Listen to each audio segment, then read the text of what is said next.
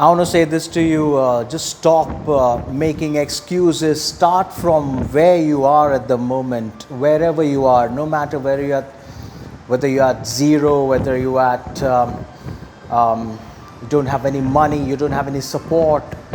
There's nowhere you can keep giving excuses all the time and saying, there's nobody to support me, there's nobody to help me, and I don't have a family to be, to support me, and I don't have the money right now.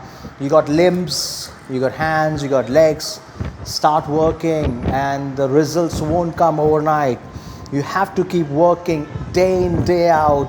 Keep digging like a woodpecker. The woodpecker keeps pecking at the tree, in the tree, to lay their eggs for a long time, and they don't worry about the beak, whether the beak will break. Similarly, your determination, your character will be shown when you keep digging in inside and do not worry about the results. Just think about the efforts. If you don't put enough effort, nature will not give you the result. You have to give nature 200% in order to achieve the result that you desire.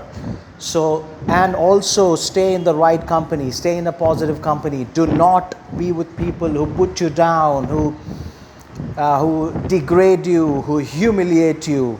Do not do all that at all, and do not be with them at all.